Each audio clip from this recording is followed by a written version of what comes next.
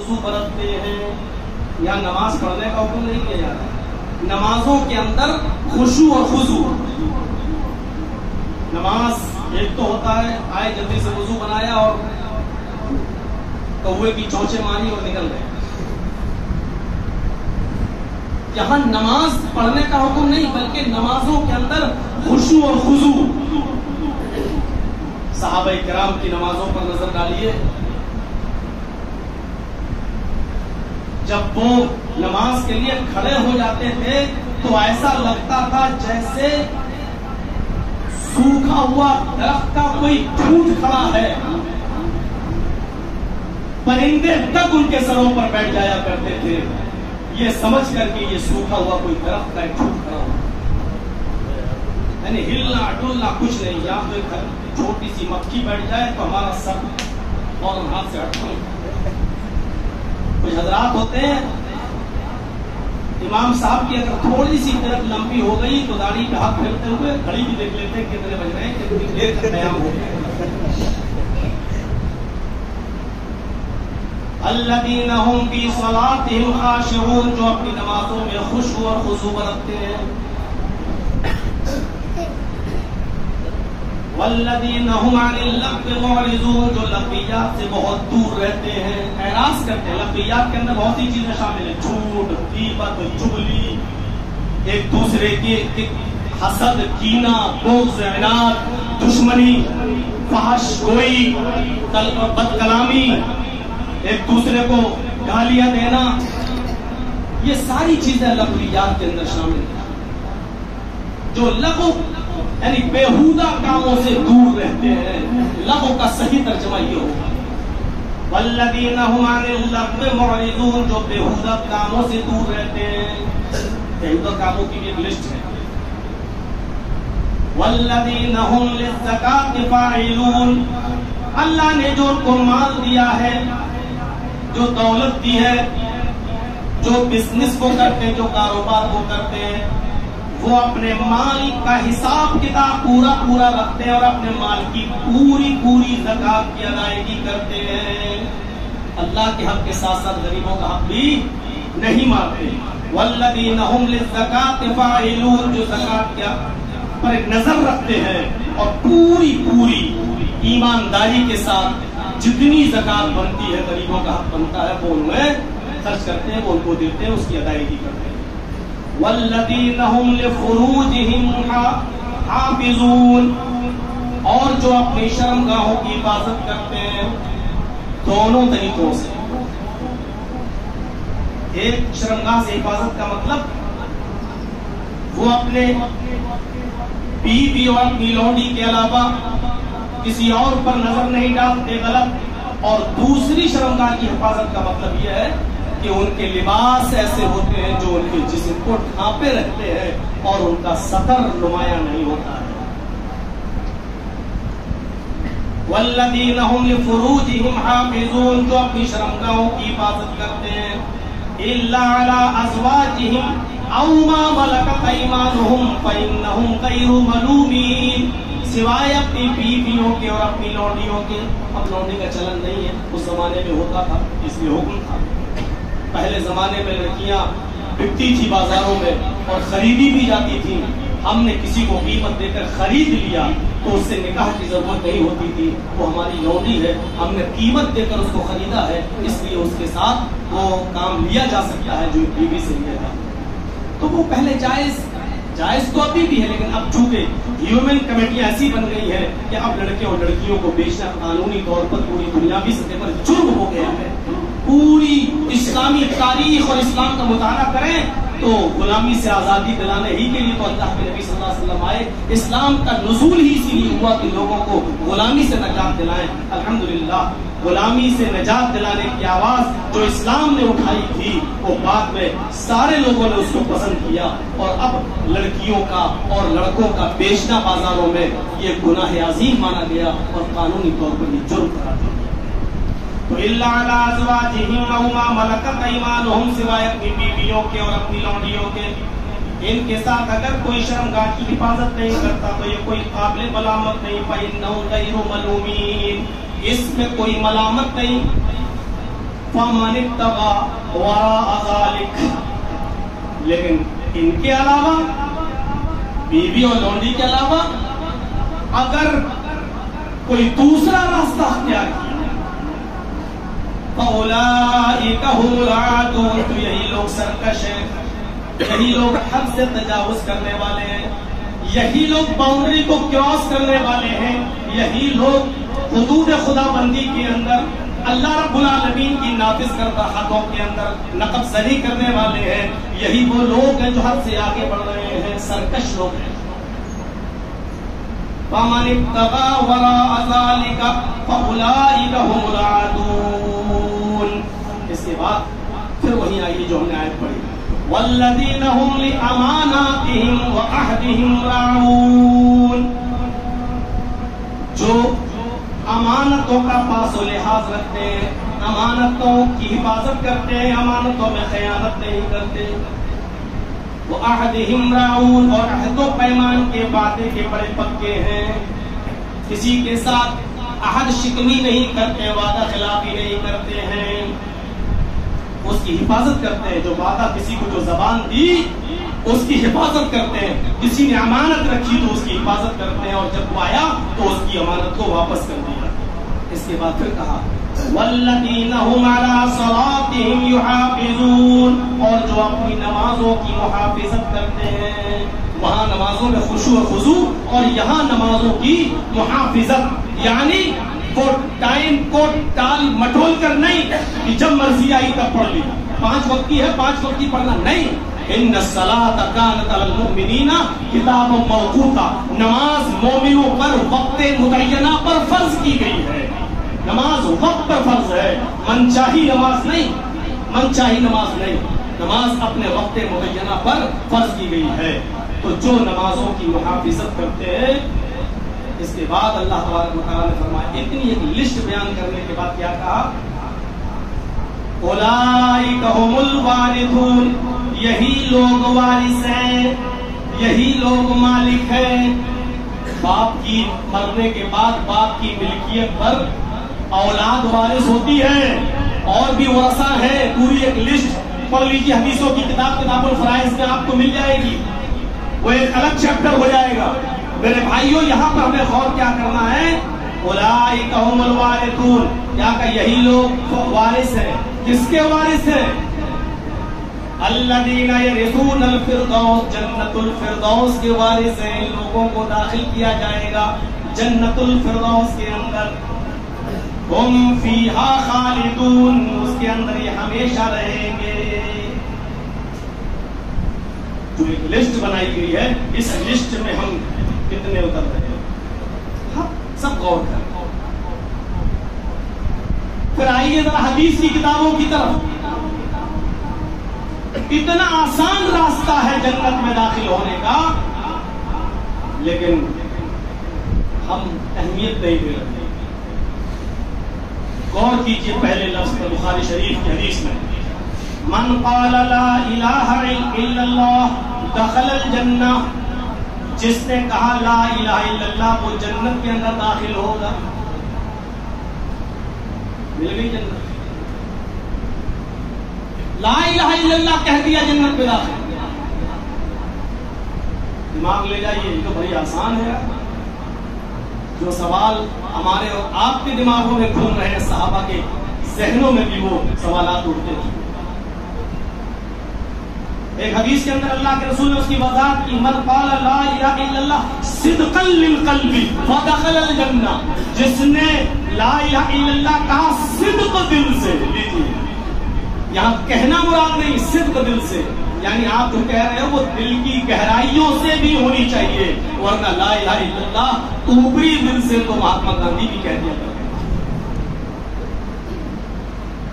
اور مہاتما گاندھی کا یہ شعر تو بڑا مشہور ہوا، ایشور اللہ تیرے نام سب کو سنمتی دے بھگوان۔ موقع نہیں ہے رامائن و گیتا اور ویدوں کے شلوک اور منتر پڑھنے کا، اور نہ وہ عوام ہے۔ تو میرے بھائیوں ہمیں ابھی اس طرف نہیں جانا ہے۔ آج بھی دیکھ لیجئے سیاسی پارٹیوں کے بڑے بڑے لیڈر آپ کو آپ کے اختیار میں آ جائیں گے، غیر مسلم ہوں گے لیکن افطار پارٹی میں وہ ٹوپی لگا لیں گے، اور ہمارے یہاں کے بڑے بڑے قائدین دوسروں میں جائیں گے تو وہ بھی ٹیکا لگا لیں گے. دیکھا جا سکتا ہے. تو یہاں شرط لگا دی من قال لا الہ الا اللہ صدقا للقلب، جو کہہ رہے ہو وہ دل کی گہرائیوں سے ہو. ایک حدیث میں اللہ کے نبی صلی اللہ علیہ وسلم نے فرمایا لا الہ الا اللہ مفتاح الجنہ، لا الہ الا اللہ جنت کی چابی ہے. اب ظاہر ہے مسجد میں تالا لگا ہو، مولانا کہتے ہیں یہ چابی، تو اب تو چابی ہمیں ملی گئی، ہم تو تالا کھولیں گے مسجد میں داخل ہو جائیں گے. صحابہ نے کہا اللہ کے رسول جب لا الہ الا اللہ جنت کی چابی ہے تو چابی تو ہمیں ملی گئی، تو اب ہمیں نماز پڑھنے کی اور روزہ رکھنے کی اور عمل کرنے کی کیا ضرورت ہے؟ جب جنت کی چابی مجھے مل ہی گئی تو ہم تو تالا کھولیں گے اور جنت میں داخل ہو جائیں گے، تو اتنی محنت کیوں کریں؟ جو سوالات ہمارے ذہنوں میں آ رہے صحابہ کے ذہنوں میں آتے تھے، اور جو ڈاؤٹ، جو شک و شبہات ہوتے تھے وہ دور کر لیا. نبی اکرم مسکراتے ہیں اور کیا کہتے ہیں؟ ہاں بات تو صحیح ہے، لا الہ الا اللہ مفتاح الجنہ لیس لہ اسنان، لا الہ الا اللہ جنت کی چابی ہے لیکن اس میں دندانے تمہیں بنانا پڑیں گے، اس کے اندر گٹر تمہیں بنانا پڑیں گے. لا الہ الا اللہ سمپل چابی ہے، اس میں دندانے نہیں ہیں. جو بھی چابی ہوگی، بائک کی ہو، تالا کوئی بھی آپ لاک کھولیں تو سمپل چابی سے آپ تالا نہیں کھولیں گے، اس میں ریتی سے اس میں دراڑیں بنائی جاتی ہیں، اس میں آپ دیکھیں گے اس کو ریت ریت کر گٹر بنائے جاتے ہیں ہلکے ہلکے. جب تک وہ گٹر، وہ آنکڑے اس پہ تالے پر نہیں پھنسیں گے تالا نہیں کھلے گا. تو اللہ کے نبی نے کہا کہ چابی تو ہے لیکن اس کے دندانے نہیں ہیں، لیس لہ اسنان، اس کے دندانے نہیں ہیں، اور بغیر دندانے والی چابی سے تالا نہیں کھلے. تو صحابہ نے کہا تو ایسی چابی کا کیا فائدہ؟ اے اللہ کے رسول چابی دی ہے تو دندانے بھی دے دیجئے. تو اللہ کے نبی فرماتے ہیں اس کے دانے ہیں اقام الصلاۃ و ایتاء الزکاۃ والحج وصوم رمضان. اللہ کے نبی فرماتے ہیں کہ اس کے دندانے نماز قائم کرو. پڑھو تو کہیں کہا ہی نہیں، اگر پڑھنا ہوتا تو ہمارے ایسے بھی لوگ موجود ہیں جو ایک ایک ہفتے کی گھٹی پڑھ لیتے ہیں، ایسے لوگ ہیں، اور آپ کے یہاں تو بہت زیادہ ہے لکھنؤ میں. وَإِقَامُ الصَّلَاةِ نماز قائم کرو، وَإِيتَاءُ الزَّكَاةِ اور زکات کی ادائیگی کرو، وَالْحَجُّ اور حج. پھر اس کی تشریح ہے کہ استطاعت ہو، ہم اس طرف جانا ہی نہیں چاہ رہے. وصوم رمضان اور رمضان کے روزے، یہ ہے اس کے دندانے. اب آپ اندازہ لگا سکتے ہیں جس نے کہا لا الہ الا اللہ وہ جنت کے اندر داخل ہوگا. وظیفہ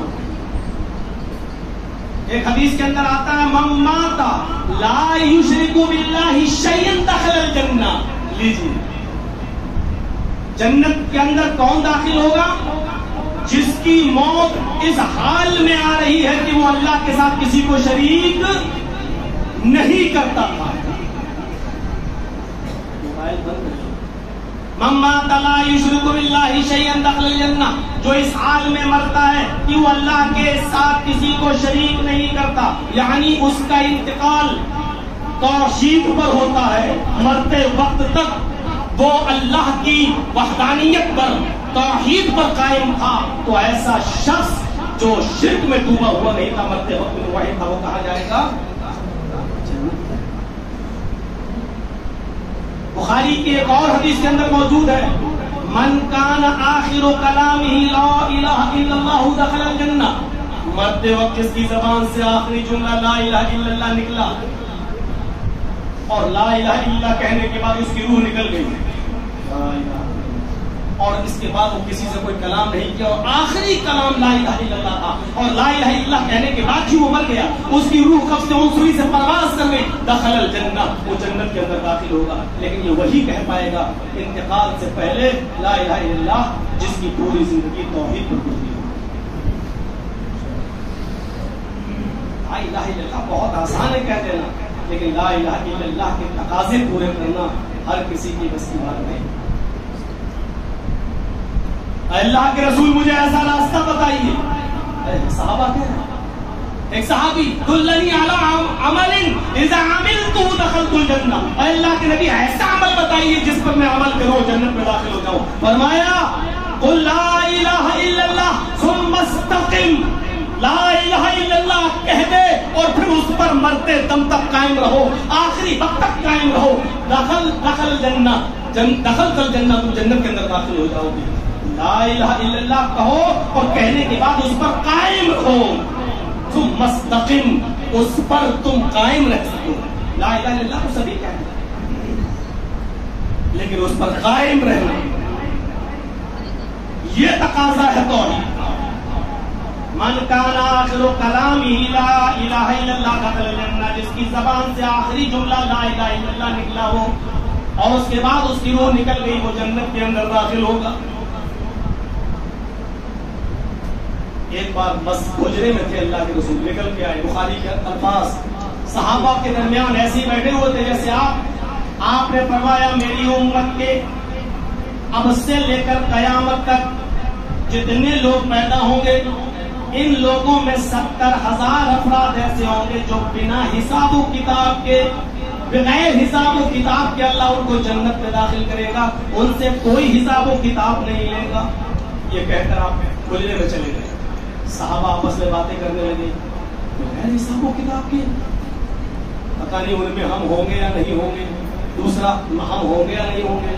آپس میں چہرے گوئیاں, ہم کیسے ہو سکتے ہیں, ہم تو پہلے کافر تھے بعد میں ایمان لائے ہیں, ہماری پوری زندگی کفر میں گزر گئی, اللہ کے رسول صلی اللہ علیہ وسلم پر اب ایمان لائے, ہم تو شامل ہو ہی نہیں سکتے. شاید اس میں وہ لوگ شامل ہوں گے جو اسلام ہی کی حالت میں پیدا ہوئے ہوں گے, اسلام ہی کی حالت میں پوری زندگی گزاری ہوگی اور اسلام پر ہی ان کا انتقال ہوا ہوگا, وہ شامل. آپس میں چہرے گوئیاں کر رہے تھے. دوبارہ اللہ کے نبی حجرے سے نکلے, فرمایا شاید تم لوگ شک میں ہو, ایک دوسرا ایک سب کنفیوژن کا شکار ہو, کون جائے گا. ہاں اللہ کے رسول بات ایسی ہی ہے. آپ نے فرمایا سنو میں اصول بتا دے رہا ہوں کون جائے گا. دیکھیے اللہ کے نبی کی زبان سے پہلا جملہ کیا نکلا ہے, والذین هم لا یتقون, بغیر حساب و کتاب کے جنت میں جانے والے لوگوں میں وہ لوگ شامل ہیں جو اپنے جسم کو دگواتے نہیں ہوں گے.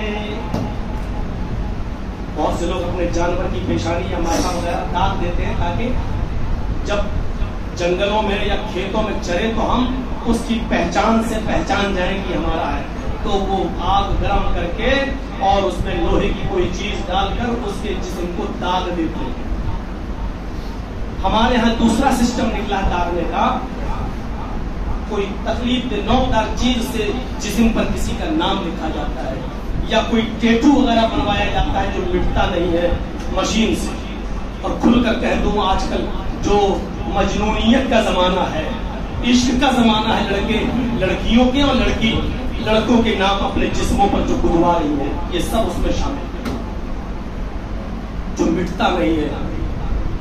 والذین هم لا یقطعون, جو اپنے جسم کو دگواتے نہیں ہوں گے. والذین هم لا یتطیرون, جو بدشگونی نہیں لیتے ہوں گے.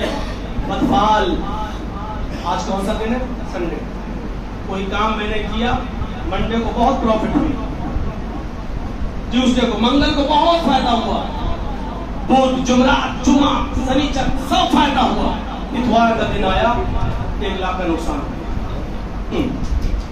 آج کیا ہوگا, پھر سوموار سے محنت کری پھر فائدہ ہوا, سیٹرڈے تک خوب فائدہ ہوا, ہر دن بچ رہا ہے, پھر دوسرا اتوار آیا پھر نقصان ہو گیا. پہلے بھی اتوار کو نقصان ہوا تھا, آج پھر اتوار کو نقصان. پھر سوموار سے ہم نے سیٹرڈے تک محنت کی, خوب فائدہ ہوا, تیسرا اتوار آیا پھر نقصان ہو گیا. اتوار کو دکان ہی بند رکھیں گے, ہمارے لیے منحوس ہے, اتوار کو ہم کام ہی نہیں کریں گے. اب ہم پورے ہفتے کام کر رہے اتوار کو نہیں, سرکاری چھٹی ہو ایک الگ چیز, لیکن اس عقیدے کے ساتھ کہ اتوار کا دن ہمارے لیے خراب دن ہے, اس دن ہمیں نقصان ہوتا ہے, یہی بدفعالی ہے, یہی بدشگونی ہے. مولانا جگجیت صاحب تقریر کرنے جا رہے ہیں، اچانک ڈرائیور نے گاڑی روک دی. ارے کیا ہوا؟ بلی راستہ کاٹ دی. ارے چلو یار، اتنے بڑے بڑے شرابی جواری راستہ کاٹ رہے ہیں، بڑے بڑے نیتا لوگ راستہ کاٹ رہے ہیں، تو راستہ بروز نہیں ہو رہا. بلی نے راستہ کاٹ دیا، راستہ بروز ہو رہا. ارے نہیں مولانا، ہم نہیں آئیں گے. ڈرائیور غیر مسلم، جب تک 2 منٹ روک نہیں لیں گے ہم نہیں جائیں گے. کیوں؟ بلی کا راستہ وہ بھی بائیں طرف سے کاٹنا. نہ میں نہیں جاؤں گا. ہم نے کہا یار بلی تو ایک مخلوق ہے سرشٹی اوپر والے کی، اور یہ اتنے بڑے بڑے ہزار لوگ راستہ کاٹ رہے ہیں. کہا نہیں صاحب ہم بلی سے، اور وہ نہیں مانا. اس نے 2 منٹ انتظار کیا، اس کے بعد ہی چلا. کیا کر سکتے ہیں؟ یہ ہے بچہ. حاجی صاحب حج کرنے جا رہے تھے، واپس آ گئے. بیوی نے پوچھا کیا ہوا؟ کہ بلی راستہ کاٹ. یہ بدشگونی. عرب کے لوگ کیا کرتے تھے؟ محمد رسول اللہ صلی اللہ علیہ وسلم کے آنے سے پہلے عربی لوگوں کا رواج کیا تھا؟ وہ ایک چڑیا لیتے تھے، کوئی پرندہ لیتے تھے، اور ان کو کوئی کام کرنا ہوتا تھا تو اس چڑیا کو اڑاتے تھے. اگر وہ داہنی طرف اڑ کے گئی تو کہتے تھے ہمارا کام اچھا ہوگا، ہمیں ہمارے بزنس میں فائدہ ہوگا. اور وہ الٹے طرف چلی گئی بائیں طرف تو وہ کام نہیں کرتے تھے کہ ہمیں نقصان ہوگا. چڑیا اڑاتے تھے، دائیں طرف گئی تو فائدہ ہوگا، بائیں طرف گئی تو نقصان ہوگا. بائیں طرف گئی تو کام نہیں کرتے تھے. یہی چڑیوں سے بدشگونی لیتے تھے، اس لیے لفظ استعمال ہوا والذین هم لا یتطیرون، جو بدشگونی لیتے ہیں، بدفعل، دغواتے نہیں ہوں گے، بدشگونی نہیں لیتے ہوں گے. ولا یسترقون، اور جو جھاڑ پھونک نہیں کرتے ہوں گے. سلمان کروا دیں گے، کروا لیجیے. بہت بڑا تگڑا تماچا مارا ہے ہم جیسے مولویوں کے اوپر. والذین لا یسترقون، جو جھاڑ پھونک نہیں کرتے ہوں گے. ایک مسئلہ یاد رکھیے گا، کوئی بیمار آدمی جگجیت صاحب کے پاس آئے، عامر عبد الرحمان صاحب کے پاس آئے، مولانا حسین صاحب کے پاس آئے، اور وہ کہے ہمارے لڑکے کو نظر لگ گئی، بیمار دم کر دو. قرآن کی آیتیں پڑھ کر، سورہ فاتحہ پڑھ کر، معوذتین پڑھ کر، آیت الکرسی پڑھ کر، سورہ بقرہ کا آخری رکوع پڑھ کر دم کیا جا سکتا ہے. اس میں کوئی شک کی گنجائش نہیں ہے، جائز ہے. قرآن کی آیتوں کو پڑھ کر دم کرنا جائز ہے. لیکن اگر کوئی شخص قرآن کی آیتوں کو پڑھ کر بھی دم نہ کرے اور کہے کہ اللہ نے بیمار دیا ہے، اسی پر ہم توکل کر کے اور بھروسہ کر کے اسی پر چھوڑ دیتا ہے، اور اللہ سے دعا کرے اللہم اشفی انت شافی لا شفاء الا شفاؤک، اے اللہ تو شفا دینے والا ہے، تیرے علاوہ کوئی شفا نہیں دے سکتا ہے. ایسی شفا دے جو بیماری کے جڑ و نام و نشان کو مٹا دے، اور وہ جھاڑ پھونک نہ کرے اور اللہ ہی پر توکل کر کے معاملے کو چھوڑ دے، تو یہ افضل ہے، یہ زیادہ بہتر ہے. مسئلہ یاد رکھیے گا، دم کرنا جائز ہے. اللہ کے رسول نے بھی دم کیا ہے، اور جو کام نبی نے کیا ہو وہ ناجائز کیسے ہو سکتی ہے؟ خود اللہ کے نبی کے سر پر حضرت عائشہ رضی اللہ تعالیٰ عنہ بھی معوذتین پڑھ کر دم کر دیا کرتی تھی. لیکن بخاری کی وہ حدیث اٹھائیے جس سے کلیئر ہوتا ہے کہ افضل کیا اور جائز کیا. یہ جائز تو ہے لیکن افضل کیا ہے؟ غور کیجیے. ایک عورت اللہ کے نبی کے پاس آتی ہے اور کہتی ہے اللہ کے رسول مجھے مرگی کی بیماری ہے، مرگی کا دورہ پڑتا ہے، اور جب مجھے مرگی کا دورہ پڑتا ہے تو میں زمین کے اوپر گر جاتی ہوں اور ایسے چھٹ پڑاتی ہوں کہ چھٹ پڑاتے ہوئے میرے شریر سے کپڑا ہٹ جاتا ہے، میرے جسم سے کپڑا ہٹ جاتا ہے، اور میری سطر میری شرمگاہ نمایاں ہو جاتی ہے، ظاہر ہو جاتی ہے. فَادْعُوا اللَّهَ لِي، اے اللہ کے نبی میرے لیے اللہ سے دعا کیجئے کہ اللہ تعالیٰ مجھے اس بیماری سے نجات عطا فرمائے. یہاں دعاؤں کی پرچیاں آتی ہیں، مولانا صاحب ذرا مسجد میں دعا کرا دیجئے کہ ہمارا فلاں بیمار ہے، ہمارا فلاں بیمار ہے. اور جمعے کے بعد باقاعدہ دعا ہوتی ہے کہ محلے میں فلاں صاحب کی بیوی فلاں ہاسپٹل میں ایڈمٹ ہے، ان کے لیے دعا. میں اس کو ناجائز نہیں کہہ رہا ہوں. یہاں اگر کچھ اونچے کان والے ہوں تو جو ہوٹلوں پہ چرچے کریں وہ پہلے سن لیں. میں ناجائز نہیں کہہ رہا ہوں، دعا کرائی جا سکتی ہے. لیکن اس نے بھی اللہ کے رسول سے کہا، کیا کہا؟ فَادْعُوا اللَّهَ لِي، میرے لیے دعا کیجیے. تو اللہ کے نبی نے اس عورت سے کیا کہا؟ تمہارے لیے میرے پاس 2 آپشن ہیں، 2 راستے ہیں، تم جو چاہو میں کرنے کے لیے تیار ہوں. کا کیا؟ پہلا آپشن، میں تمہارے لیے اللہ سے دعا کر دیتا ہوں، بخاری کے حدیث، میں تمہارے لیے اللہ سے دعا کر دیتا ہوں تم بالکل ٹھیک ہو جاؤ گی. یہ بیماری جڑ سے مٹ جائے گی اور تم صحیح ہو جاؤ گی، لیکن میرے لیے تمہارے پاس جنت کی گارنٹی نہیں ہے۔ میں دعا کروں گا تم ٹھیک ہو جاؤ گی، نجات مل جائے گی تمہیں اس بیماری سے انشاءاللہ۔ اور دوسرا آپشن یہ ہے کہ میں تمہارے لیے اس بیماری سے نجات کی شفا کی دعا نہیں کروں، تم اس بیماری میں رہو اور صبر کرو، اور اس بیماری کی وجہ سے اگر تمہیں موت آتی ہے تو صبر کی وجہ سے جو تم نے اس بیماری میں صبر کی لکل جنت، تمہارے لیے جنت ہوگی۔ دیکھیے بخاری کے الفاظ ہیں، اگر تم اس بیماری میں صبر کرتی ہو تو اس صبر کی وجہ سے اس بیماری میں اگر تمہارا انتقال ہوتا ہے تو لکل جنت، اللہ تمہیں جنت دے گا۔ اب تم بتاؤ کیا کریں؟ دعا کر دوں ٹھیک ہو جاؤ گی، جنت کی کوئی گارنٹی نہیں، عمل اچھے ہوں گے اللہ دے گا، نہیں ہوں گے اللہ سوال جواب۔ لیکن اگر تم اس بیماری میں ہی رہتی ہو، صبر کرتی ہو اور اس کا اختیار اللہ کو سپرد کر دیتی ہو، چاہے تو شفا دے، وہ چاہے تو اٹھا لے، اگر اللہ کے اوپر چھوڑ دیتی ہو اور صبر کرتی ہو تو لکل جنت میں تمہیں گارنٹی دیتا ہوں تمہارے لیے جنت ہوگی۔ اس عورت نے کیا جواب دیا؟ اے اللہ کے نبی پھر ہمارے لیے دعا مت کیجیے، اے اللہ کے نبی پھر ہمارے لیے دعا مت کیجیے، میں اس بیماری میں رہوں گی اور صبر کروں گی، لیکن اتنی دعا اللہ تعالیٰ سے کر دیجیے کہ جب مجھے مرگی کا دورہ پڑے اور میں زمین پر گروں تو میرا سطر، میری شرمگاہ نہ کھلے، میری شرمگاہ کھل جاتی ہے، میرا سطر کھل جاتا ہے اور مجھے ہوش نہیں رہتا، یہ میرے لیے عجیب سی بات ہوگی۔ کم سے کم اللہ سے یہ دعا کیجئے کہ اللہ اس عورت کے سطر کی، اس کی شرمگاہ کی حفاظت فرما۔ اللہ کے نبی فرماتے ہیں ہاں یہ دعا میں کر سکتا ہوں۔ دونوں آپشن بتا دیے۔ تو جنت میں جانے کا ایک راستہ کیا ہے؟ اگر ہمیں کوئی بیماری ہے یا ملی ہے اور اس بیماری پر ہم صبر کریں، یہ نہیں پتا نہیں کون سے گناہوں کی سزا ہمیں مل رہی ہے، کیا اللہ ہم نے کیا تھا اور ہم واویلا کر کر کے روئیں، یہ صبر نہیں ہے۔ ہمیں پریشانیوں پر پریشانی، اللہ تو نے مجھے جو حالت میں رکھا ہے ان پریشانیوں کو میرے گناہوں کا کفارہ بنا دے، اور صبر کریں، آپ صبر کریں، تو نے ہی دی ہے، تو ہی اس کو دور کر سکتا، کوئی اور نہیں۔ اور پھر اس بیماری میں ہمیں موت آتی ہے تو جنت۔ میرے بھائیوں، لکل جنت مشکل کام ہے، یہاں دعائیں کرانے والے تو منٹ پہ ملیں گے، ابھی جلسے کے بعد ہی ملیں گے۔ مولانا صاحب ہاں چل رہا ہے، تو دعاؤں میں یاد رکھیے، ہاں دعاؤں میں، یہ ایک رسم بن چکی ہے، نہ آپ دعاؤں میں یاد کرتے ہیں نہ ہم دعاؤں میں، دعائیں وہی ہیں۔ اچھا ایسا کون آدمی اس وقت کہہ دیتا ٹھیک میں دعاؤں میں یاد رکھوں گا؟ کیا کبھی آپ نے اس کو دعاؤں میں یاد رکھا ہے؟ دعائیں ہی اتنی بتاتی ہے اللہ کے رسول نے، اٹھتے بیٹھتے چلتے پھرتے سوتے جاگتے اور کھانا کھاتے، کھانا کھانے سے اٹھیے، اتنی دعائیں ہیں کہ صبح سے شام تک آپ ان کا احصاء نہیں کر سکتے، شمار نہیں کر سکتے۔ اگر انہی دعاؤں کو اگر ہم پڑھتے رہیں تو میرے بھائیوں ہم اپنے لیے بھی پڑھ رہے ہیں، دوسروں کے لیے بھی ہم وہ دعائیں کر لیں گے ساتھ میں، اسی میں دوسرا بھی شامل ہے۔ اب مسافر کر رہا یغفر اللہ لنا ولکم، اللہ ہماری بھی مغفرت فرمائے تمہاری بھی مغفرت فرمائے، یہ بھی تو دعا ہے۔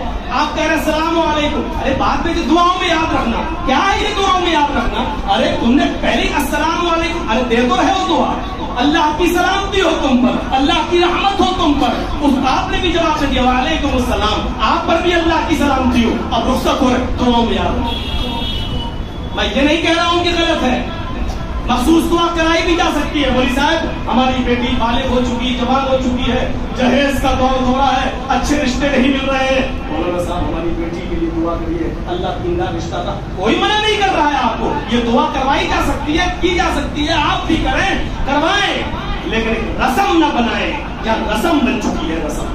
تو میرے بھائیوں، تو اور کیا کہا؟ والذین لا یسترقون، جو جھاڑ پھونک نہیں کرتے ہوں گے، تین چیزیں ہو گئی، اور لاسٹ میں کیا کہا؟ وَعَلَىٰ رَبِّهِمْ يَتَوَكَّلُونَ، اور ان کا توکل، ان کا بھروسہ ہر حال میں اللہ کی ذات پر ہوگا۔ وَعَلَىٰ رَبِّهِمْ يَتَوَكَّلُونَ، وہ اللہ کی ذات پر توکل کرتے ہوں گے، اللہ کی ذات پر بھروسہ۔ یہ لوگ کہاں جائیں گے؟ جنت میں۔ کتنے؟ 70,000 بنا حساب و کتاب کے.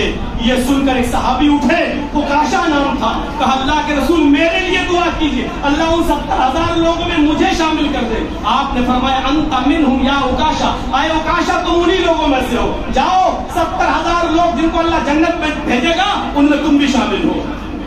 جب اللہ کے نبی نے ان سے کہہ دیا تم جنتی ہو, ان میں شامل ہو, تو ایک اور صحابی اٹھے کہ اللہ کے رسول میرے لیے بھی دعا کیجیے, مجھے بھی ان میں. اللہ کے نبی نے فرمایا نہیں, سب آقا کا عکاشہ سبقت کرتے ہیں. اب ہر کسی کے لیے یہی دعا کروں گا تو 70,000 تو یہی ہو جائے. وہ تو قیامت تک پیدا ہونے والے ان میں سے 70,000 لوگ کہیں گے عکاشہ سبقت کر گئے. عکاشہ نے پہلے بولا, میں نے ان کو کہہ دیا کہ تم ان میں سے. تو میرے بھائیوں یہ جنت میں جانے کے راستے. آئیے ایک راستہ اور آسان راستہ بتا, کتنا آسان, ٹائم کتنا لگے گا, لیکن کرنے والا چلے. ہم آئے ہی اس جنت کو پانے کے لیے جس سے ہمارے باپ حضرت آدم علیہ السلام کو, ہماری ماں حوا علیہ السلام کو نکالا گیا. وما خلقت الجن والانس الا ليعبدون, تمہیں صرف اس لیے پیدا کیا گیا ہے آئے انس اور آئے جناتوں تاکہ تم صرف میری ہی عبادت کرو, میرے سامنے اپنا سر جھکاؤ. یہاں آئے ہی ہے مشکل اسی مقام کو پانے کے لیے. آئیے راستہ. ما منکم من احد یتوضؤ فاحسن الوضوء. غور کیجیے لفظ پر, تم لوگ, مسلم شریف کے الفاظ ہیں, تم میں سے جس نے بھی وضو بنایا فیحسن الوضوء, اور اچھی طریقے سے وضو بنایا. پہلے تو اللہ کے نبی نے کہا تم میں سے جس نے وضو بنایا, اور پھر کہا جس نے اچھی طریقے سے وضو بنایا. میں بہار بنگال کے ایسے جلسوں میں جا چکا ہوں کہ جہاں وضو ہم بنا رہے ہیں اور بغل میں ایک آدمی آ کے پوچھ رہا ہے کہ مولانا صاحب کتنی رکعتیں نکل گئی ہیں. میں نے کہا 2 ہو گئی, 2 بچی ہیں. اور وہ بیٹھا کہ اللہ اکبر, پہلے 2 تو مل جائے کم سے کم. اس نے 12 وضو کر کے چلا گیا. ہم بیٹھے ہی رہ گئے. اس نے پورا وضو بنا لیا اور جماعت میں شامل ہو گیا. میری 3 چھوٹ گئی, اس کی 2 ہی چھوٹ گئی. ایسے بھی لوگ وضو بنانے والے ہیں. تو جس نے تم میں سے جس نے وضو بنایا فیحسن الوضوء, اچھی طریقے سے وضو بنایا. اچھی طریقے سے وضو بنانے میں یہ خلال بھی شامل ہے, یہ دائیں ہاتھ کی انگلیوں کو بائیں ہاتھ کی انگلیوں میں, اور داڑھی کے اندر بھی خلال, یہ سب اس میں شامل ہے. اتنا کوئی آپ کے خیال کر پا رہا ہے. جس نے وضو بنایا, اچھا وضو بنایا, اور وضو بنانے کے بعد جس نے یہ دعا پڑھی ثم قال, اور پھر جس نے یہ دعا پڑھی اشہد ان لا الہ الا اللہ واشہد ان محمدا عبدہ ورسولہ. مسلم شریف کی جس حدیث سے میں آپ کے سامنے بیان کر رہا ہوں, اس حدیث کے اندر اتنی ہی دعا آئی ہے. اگرچہ سنن ترمذی وغیرہ میں الفاظ آگے بھی پائے گئے اللہم اجعلنی من التوابین واجعلنی من المتطہرین, یہ الفاظ کی زیادتی بھی ہے. میں مسلم شریف کی جس حدیث سے آپ کے سامنے درس دے رہا ہوں, اس حدیث کے اندر وضو کی اتنی ہی دعا ہے. پھر جس نے اتنی دعا پڑھ لی, آگے والے الفاظ بھی ناجائز نہیں ہے, میں ان کو پڑھنے سے منع نہیں کر رہا ہوں میرے بھائیوں, لیکن جس حدیث سے میں آپ کے سامنے بیان کر رہا ہوں اس میں اتنی دعا ہے. یعنی اگر کوئی اتنی دعا پڑھ لے تو وہ بھی کافی ہے, اس دعا کا انکار نہیں کیا جا سکتا ہے. پھر جس نے یہ دعا پڑھی ثم قال اشہد ان لا الہ الا اللہ واشہد ان محمدا عبدہ ورسولہ اللہ فتحت لہ ابواب الجنۃ الثمانیہ. اللہ کے نبی فرماتے ہیں مسلم شریف کی حدیث کے الفاظ, اس شخص کے لیے جنت کے 8 دروازے کھول دیے جاتے ہیں. جس دروازے سے داخل ہونا چاہے. وضو بنانے میں کتنا ٹائم لگ رہا ہے, اور وضو کو احتیاط کرتے ہوئے, اندازہ لگاتے ہوئے ہم صحیح وضو بنا رہے ہیں. وضو جان ہے, نماز بغیر وضو کے قبول نہیں ہے, اس لیے وضو اچھا ہوگا تو نماز اچھی ہوگی. وہ دیکھیں ہم تو جس نے وضو بنایا اور اچھا وضو بنایا.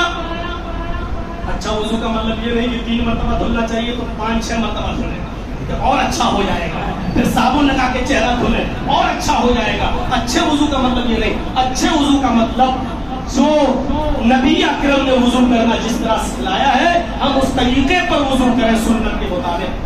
دھیرے دھیرے یہ دیکھتے ہوئے کہ اعضائے وضو میں کوئی عضو خشک نہ رہ جائے، اور پھر اس نے یہ دعا پڑھی وضو بنانے کے بعد، اشہد ان لا الہ الا اللہ و اشہد ان محمدا عبدہ و رسولہ، تو کیا ہوگا؟ اس کے لیے جنت کے 8 دروازے کھل گئے۔ جنت کا دروازہ ایک یہ بھی ہے۔ آئیے ایک اور دروازہ بتاتے ہیں، یہ بخاری شریف کے اندر حدیث ہے، اذا قال المؤذن اللہ اکبر اللہ اکبر فقولوا اللہ اکبر اللہ اکبر، جب اذان دینے کے لیے مسجد کی اونچائی پر کھڑے ہو کر مؤذن اذان کے کلمات ادا کرے اور کہے اللہ اکبر، تو تم بھی کہو اللہ اکبر اللہ اکبر۔ وَإِذَا قَالَ الْمُؤَذِّنُ أَشْهَدُ أَن لَّا إِلَٰهَ إِلَّا اللَّهُ فَقُولُوا أَشْهَدُ أَن لَّا إِلَٰهَ إِلَّا اللَّهُ، جب مؤذن کہے أَشْهَدُ أَن لَّا إِلَٰهَ إِلَّا اللَّهُ تو تم بھی کہو أَشْهَدُ أَن لَّا إِلَٰهَ إِلَّا اللَّهُ۔ وَإِذَا قَالَ الْمُؤَذِّنُ أَشْهَدُ أَنَّ مُحَمَّدًا رَّسُولُ اللَّهِ فَقُولُوا أَشْهَدُ أَنَّ مُحَمَّدًا رَّسُولُ اللَّهِ، جب مؤذن کہے أَشْهَدُ أَنَّ مُحَمَّدًا رَّسُولُ اللَّهِ تو تم بھی کہو أَشْهَدُ أَنَّ مُحَمَّدًا رَّسُولُ اللَّهِ۔ وَإِذَا قَالَ الْمُؤَذِّنُ حَيَّ عَلَى الصَّلَاةِ فَقُولُوا لَا حَوْلَ وَلَا قُوَّةَ إِلَّا بِاللَّهِ، جب مؤذن کہے حَيَّ عَلَى الصَّلَاةِ تو تم کہو لا حول ولا قوة إلا بالله۔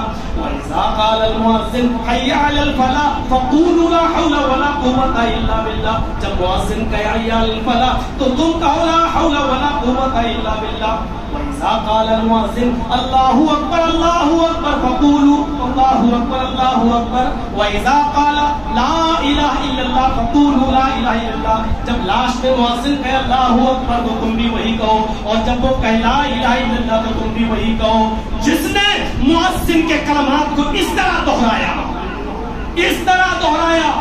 اس کے لیے آپ کو دیکھنا پڑے گا کہ ظہر کا وقت کب ہے، عصر کا وقت کب ہے، ہمیں کب ہوٹل پہ چائے پینا ہے، کب نہیں پینا ہے، کب اٹھنا ہے، یہ آپ کو طے کرنا ہوگا، اپنا وقت بنانا ہوگا، اپنا شیڈیول تیار کرنا ہوگا، ورنہ یہاں اذان ہو رہی ہے اور ہم چائے پی رہے ہوٹلوں میں، یہاں اذان ہو رہی ہے ہم دکانداری کر رہے ہیں، ایک شیڈیول متعین کرنا ہوگا۔ آپ کو معلوم ہے کہ ظہر کی اذان 1 بجے ہو رہی ہے تو آپ کو 1 بجے پہلے سے ریڈی رہنا پڑے گا۔ یہ شیڈیول آپ کو ہمیں پوری شریعت پڑھی، کیا وقت کی پابندی، شریعت ہمیں وہی تو بتلا رہی ہے، وقت کی پابندی، نماز پڑھنا نہیں بتایا، وقت کا پابند ہونا، اور ہر ایک چیز میں مصلحت ہے۔ فجر میں اتنا کیوں اٹھایا، مصلحت ہے، ورنہ وہ نیند کو قربان کرنا کون جانتا ہے، وہ وقت ہی ایسا ہوتا ہے۔ پھر ظہر کے وقت یہ ٹائم ایسا کیوں رکھا، پھر عصر کا ٹائم وہ کیوں رکھا، پھر مغرب کا ٹائم سورج غروب ہوتے ہی کیوں رکھا، پھر سونے سے پہلے عشاء کی نماز کیوں رکھی، یہ ٹائم کیوں؟ اس میں بھی مصلحتیں ہیں، اس میں بھی حکمت سے بھرے ہوئے یہ اوقات ہیں، ہم اس طرف نہیں چل سکتے ہیں اس مختصر سے وقت کے اندر میرے بھائیوں۔ اور پھر دیکھیے ظہر میں 4، اور جب آدمی دن بھر تھکا ہوا ہو اور سونے جا رہا ہو تو عشاء کی 4، لیکن جب رات میں آرام کرنے کے بعد جب بالکل تھکا ہوا نہ ہو اور فریش ہو اور صبح اٹھے تو 2 ہی رکعت۔ ذرا تصور کر رہے ہیں آپ، جو نماز سب سے اہم ہے وہ صرف 2، اور جو سب سے زیادہ بوجھل ہے دن بھر کا تھکا ہوا وہاں 2 ہونی چاہیے تو وہاں 4۔ حکمتیں ہیں اس میں بھی، کبھی سن لیجئے گا، صلاۃ یا نماز یا ارکان اسلام کی حکمتیں، اس موضوع پر کبھی ہم گفتگو کریں گے، وہ مستقل ایک موضوع ہے، لیکن اس کو ہم نظر انداز نہیں کر سکتے ہیں کہ اللہ رب العالمین نے جو ٹائم فکس کیے اس میں مصلحتیں ہیں۔ تو میرے بھائیوں، پوری کی پوری شریعت ہمیں وقت کا پابند بنا دی، پوری کی پوری شریعت، تو وقت ہی تو ہے، ہمیں شیڈیول تیار کرنا ہوگا کہ ہمیں مؤذن کے اذان کے کلمات کب دہرانا ہے۔ بخاری شریف کی حدیث، مؤذن نے جو کہا ویسے ہی آپ دہرائیے، اور جہاں حی علی الصلاۃ یا الفلاح وہاں لا حول ولا قوۃ الا باللہ کہیے۔ جس نے مؤذن کے اذان کے یہ کلمات دہرائے ثم قال، اور اس کے بعد جس نے یہ دعا پڑھی، بخاری شریف کی جس حدیث سے میں یہ منظر بیان کر رہا ہوں اس میں اذان کے بعد کی اتنی ہی دعا ہے، اللہم رب هذه الدعوة التامة والصلاة القائمة آتی محمدا الوسیلہ والفضیلہ وابعثہ مقاما محمودا الذی وعدتہ۔ اللہ کے نبی فرماتے ہیں کہ جس نے یہ دعا پڑھی مؤذن کے اذان کے کلمات دہرائے اور اس کے بعد جس نے یہ دعا پڑھی کیا ہوگا؟ اللہ کے نبی فرماتے ہیں خلت لہو شفاعت یوم القیامہ، ایسے آدمی کے لیے اللہ رب العالمین کی طرف سے میرے لیے شفاعت حلال کر دی جائے گی۔ اللہ رب العالمین مجھے اجازت دے گا، اے محمد صلی اللہ علیہ وسلم، میرا ایک بندہ آپ کا ایک امتی گناہوں سے لدا ہوا جہنم کے دروازے پر کھڑا ہے، اس نے یہ دعا پڑھی ہے، اذان کے کلمات دہراتا تھا اور یہ دعا پڑھتا تھا، آپ کے لیے میں حلال کر رہا ہوں، آپ اس کی سفارش کر سکتے ہیں۔ اللہ کے نبی فرماتے جہنم کے دروازے سے کھینچ کر میں اس آدمی کو سفارش کر کے اللہ کو منع کر اس آدمی کو جنت میں لے جاؤں گا۔ خلت لہو شفاعت یوم القیامہ، ایسے آدمی کے لیے میری شفاعت حلال ہو جائے گی، میں حلال کر دی جائے گی، میں اس کی سفارش کا حقدار ہوں۔ میرے بھائیوں، 10 اور 15 منٹ کے گانے یاد ہو جاتے ہیں، موبائلوں میں ہم ٹیون بھی گانے کی رکھ رہے ہیں، اور ایسا ماحول ہے کہ مولانا جرجیز کو بھی اگر فون کرنا پڑے تو پورا گانا ان کو بھی سننا پڑتا ہے، علماء کو بھی سننا پڑ رہا ہے، ہٹا نہیں سکتے، فون اٹھا لے گا تو بات کیسے ہوگی؟ اس وقت تک لگا رہے جب تک اٹھا نہ لو، اور جب تک آپ اٹھا نہیں رہے تب تک سننا پڑ رہا ہے کیا کیا اس میں۔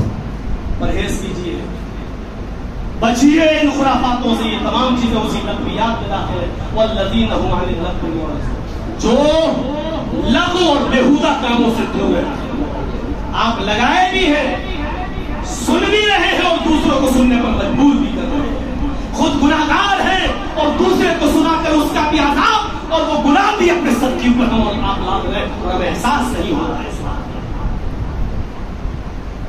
سوچیے، غور کیجیے، اب سنیے، قلت لہو شفاعت یوم القیامہ، قیامت کے دن اس کے لیے ہماری شفاعت حلال کر دی۔ یہ جنت میں جانے کا راستہ ہے۔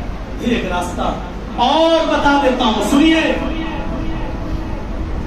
اللہ کے نبی صلی اللہ علیہ وسلم جب معراج سے واپس آئے تو مسجد نبوی کے اندر جب آپ داخل ہوئے تو آپ نے مسجد نبوی میں کہا این البلال، بلال کہاں ہے؟ بلال نے عرض کیا لبیک و سعدیک یا رسول اللہ، اے اللہ کے نبی حاضر ہوں، میں تو یہاں ہوں۔ اللہ کے نبی فرماتے ہیں اے بلال، آج بتاؤ صحابہ کے بیچ میں اس بھری مسجد میں بتاؤ تم ایسا کون سا عمل کرتے ہو کہ میں نے تمہارے جوتوں کی آواز سنی ہے جنت کے اندر؟ یعنی اللہ نے مجھے جنت جب دکھائی، فرشتے جب مجھے جنت کا دورہ کرا رہے تھے تو میں نے اس جنت کے اندر تمہارے جوتوں کی آواز سنی، یعنی اللہ نے مجھے اس بات کی خبر دے دی کہ میں بلال کو جنت لے کر رہوں گا۔ سمجھ لو کہ بلال کو جنت میں داخل کر دیا، یقین نہ آئے تو بلال کی جوتوں کی آواز سنتا ہوں۔ اے بلال، ایسا کون سا عمل ہے آپ کا؟ کھڑے مجمع میں بلال کہتے ہیں اے اپنی بیٹیوں کے لیے ڈاکٹر ڈھونڈنے والوں، انجینئر تلاش کرنے والوں، پراپرٹی ڈیلر تلاش کرنے والوں، اپنی بیٹیوں کے عیش و آرام کی زندگی جینے کے لیے رشوت خور، حرام خور جو بھی ملے ایسے رشتے تلاش کرنے والوں، صحابہ کرام کا مجمع بیٹھا ہے۔ حضرت بلال جن کے رنگ کے بارے میں حدیث کی کتاب یہ کہتی ہے کہ کوئلے کا رنگ پھر بھی صاف ہوگا، بلال اس کوئلے کے رنگ سے زیادہ کالے۔ اس رنگت کے باوجود اللہ کے نبی کہتے ہیں بلال، ایسا کون سا عمل ہے تمہارا کہ میں نے تمہارے جوتوں کی آواز جنت کے اندر سنی؟ یعنی اللہ نے تمہیں جنت دینے کا اعلان کر دیا۔ اور اس بھرے مجمع میں بلال کہتے ہیں کوئی خاص نہیں، جو سب کرتے ہیں وہی میں، نہیں کوئی ایک عمل تو ایسا ہے جو خاص ہے۔ ہاں اے اللہ کے نبی، شاید وہ عمل خاص ہو جو میں نے اوروں کو اپنے سامنے کرتے ہوئے نہیں دیکھا، لیکن میں کرتا ہوں۔ پوچھا کیا؟ حضرت بلال جواب دیتے ہیں اے اللہ کے نبی، میں بغیر وضو کے کبھی نہیں رہتا،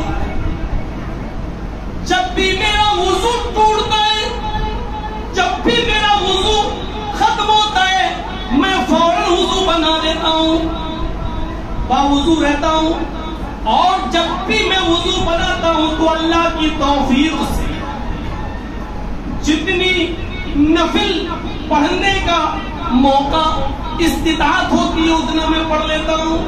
کبھی 2 کبھی 4 کبھی 6 کبھی اللہ جتنی استطاعت دے. نوافل کی تو کوئی تعداد متعین نہیں ہے, تو اللہ مجھے جتنی توفیق دیتا ہوں اتنی نوافل میں ادا کر لیتا ہوں. کم سے کم وضو کرنے کے بعد 2 رکعت تو میں پڑھتا ہی ہوں. اللہ کے نبی چیخ پڑے اس مسجد میں, بس اے بلال یہی وہ عمل ہے جس نے تمہیں جنت میں پہنچا دیا. اے بلال یہی وہ تمہاری نیکی ہے جو تمہیں جنت کے قریب لے گئی. اتنا کہنا تھا. اس بھری مسجد کے اندر ایک صحابی رسول اٹھتے ہیں, میڈیم کلاس کے, نہ بہت غریب ہے نہ بہت امیر. کہتے ہیں بلال تمہاری شادی نہیں ہوئی ہے, میں نے سنا ہے کہ جہاں تم پیغام بھیجتے ہو تمہاری شکل و صورت کو دیکھ کر لڑکی رشتے کو ریجیکٹ کر دیتی ہے. اے بلال آج محمد رسول اللہ کی زبان سے تمہاری فضیلت سننے کے بعد اے بلال میری قسمت جاگ گئی. میرے گھر میں ایک چاند کا ٹکڑا ہے, ایک خوبصورت بیٹی ہے, میرے ساتھ چلو, میرے گھر چلو. شریعت محمدی کے مطابق ایک نظر تم میری بیٹی کو دیکھ لو, اگر پسند آ جائے اے بلال میں اپنی بیٹی کا نکاح تمہارے ساتھ کرنے کو تیار ہوں. وجہ صرف اتنی ہے کہ جب تم وضو کر کے نوافل کا اہتمام کر کے جنت کے قریب پہنچ گئے تو اس ماحول میں میری بیٹی تمہارے پاس رہے گی تو وہ بھی تمہاری صحبت میں رہے کر جنت کی قربت حاصل کر لے گی, ایسے عمل کرنے والی بن جائے گی. اور میں بھی شاید جنت میں چلا جاؤں اس لیے کہ میں دیندار لڑکے کے ساتھ, سنت کے پابند انسان کے ساتھ میں اپنی بیٹی کا نکاح کر رہا ہوں. اور اللہ کے نبی نے فرمایا کہ دیندار لڑکا تلاش کرو تو شاید اس پر عمل کر کے اللہ مجھے بھی جنت دے دے. اتنے میں ایک دوسرے صحابی اٹھ کہتے ہیں اے بلال میرا بھائی مجھ پر سبقت کر گیا ہے, پہلے اس کی بیٹی دیکھ لو, اگر کسی وجہ سے پسند نہ آئے تو پھر میرے گھر آؤ, میرے پاس بھی ایک بیٹی ہے, میں بھی اپنی بیٹی کا رشتہ کرنے کے لیے تمہارے ساتھ تیار ہوں.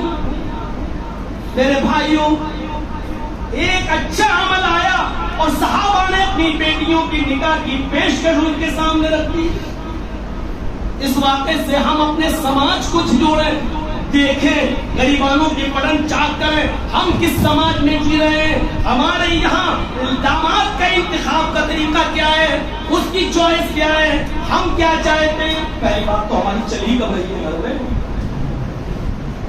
ہم باپ ہیں ضرور لیکن ہماری چل کہاں رہی ہے. ہم نے جن کالجوں میں اور جن یونیورسٹیز میں اپنی بیٹیوں کو پڑھایا ہے اس ماحول نے ایسا کر دیا ہے کہ ہماری بیٹی اپنے اسکول میں جس سے پڑھ رہی ہے وہ منتخب کر چکی ہے کہ ہمیں شادی کس سے کریں. گھر میں چرچے ہو چکے, باپ لڑکے کی حقیقت جانتا ہے لیکن نہیں کرنا چاہتا. ماں کہتی ہے سنو بیٹی کی اگر بات نہیں مانی تو پورے خاندان کی ناک کٹ جائے گی, بہتر یہ ہے کہ جہاں وہ چاہ رہی ہے کر دو, اپنی بھی عزت بچ جائے گی خاندان کی بھی عزت بچ جائے گی. آج یہ صورتحال پیدا ہو چکی ہے اور گردنیں ہلانے سے کام نہیں چلے گا. اس صورت کے ذمہ دار ہم خود ہیں.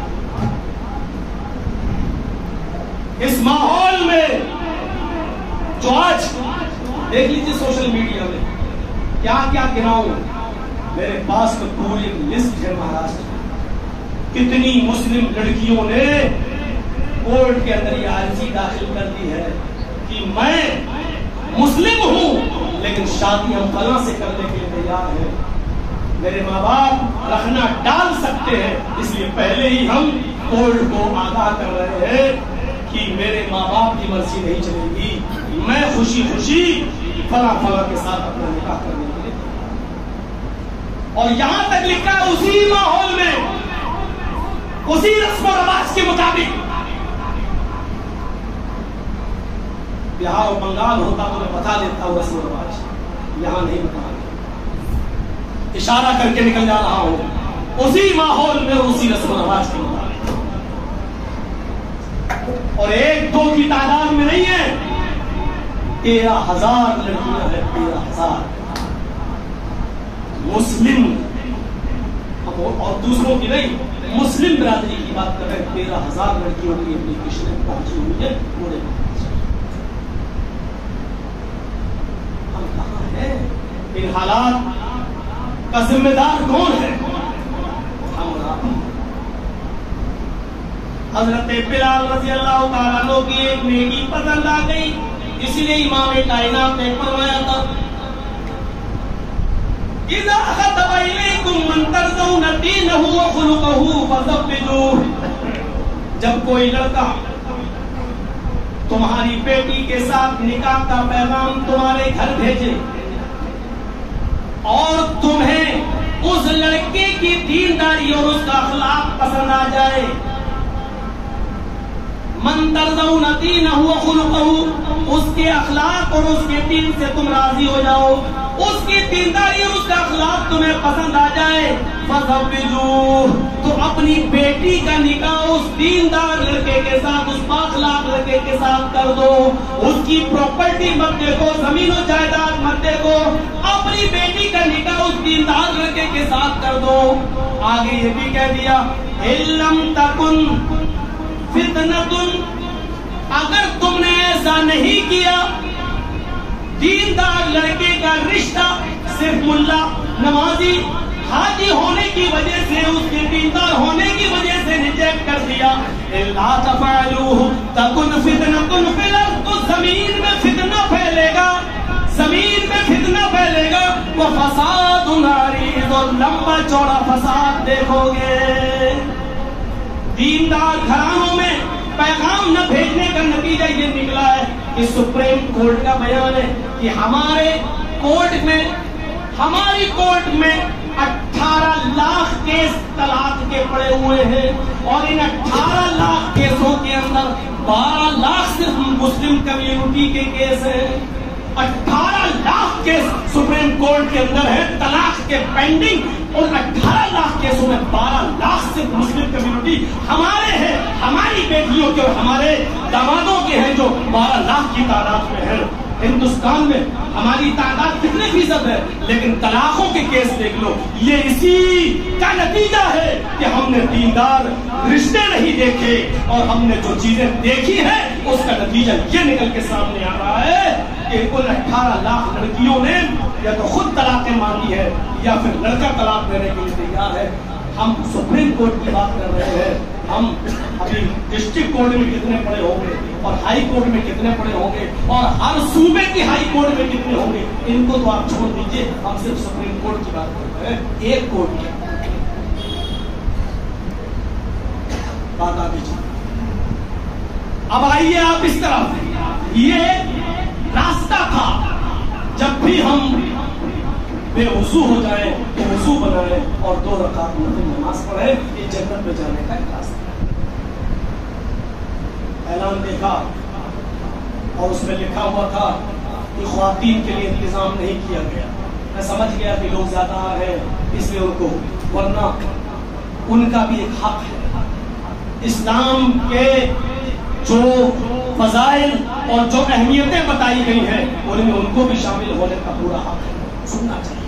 ایما امرأۃ اذا صلت خمسها وصامت شهرها واطاعت بعلها واحسنت فرجها فلتدخل من ابواب الجنة شاءت، رواہ احمد فی مسندی۔ اس حدیث کو امام احمد نے اپنی مسند کے اندر نقل کیا۔ غور کیجئے گا اس حدیث کے ایک جملے پر، المرأۃ اذا صلت خمسا، جو عورت 5 وقت کی نماز پڑھ لے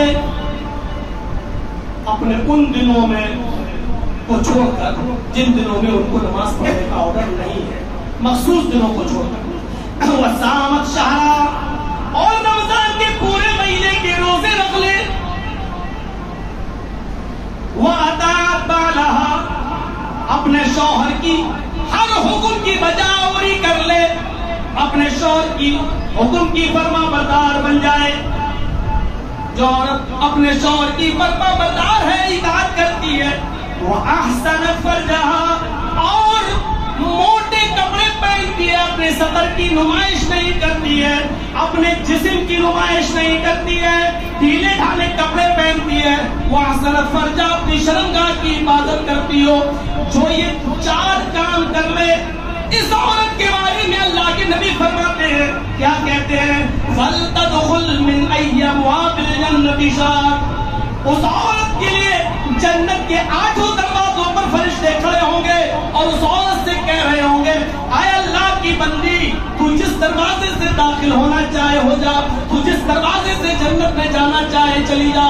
اس فضیلت میں عورت بھی شامل ہے، جو بتائیں ان میں بھی عورتیں شامل ہیں، لیکن اس میں خاص طور پر عورت کو بتایا گیا جو 5 وقت کی نماز پڑھتی ہو، رمضان کے مہینے کے پورے روزے رکھتی ہو، اپنے شوہر کی اطاعت کرتی ہو اور اپنی شرمگاہ کی حفاظت کرتی ہو، یہ جنت کے کسی بھی دروازے سے جا سکتی ہے۔ 8 دروازے اس کے لیے کھلے ہیں، یہ جنت میں جانے کا راستہ۔ اور ایک منظر دکھاتا ہوں، بہت سا مال آیا بحرین سے،